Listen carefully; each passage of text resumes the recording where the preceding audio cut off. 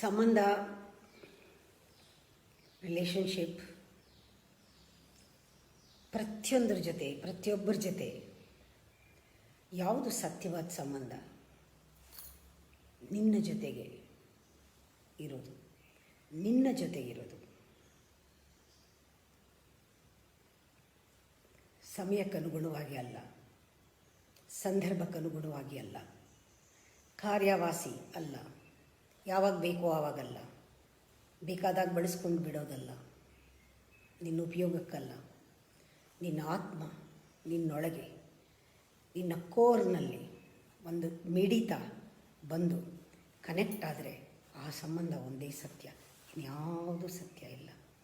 ಎಲ್ಲವೂ ಬಂಧನ, ಎಲ್ಲವೂ ನೋವು, ಕಷ್ಟ ಕೊಡುವಂಥದ್ದು.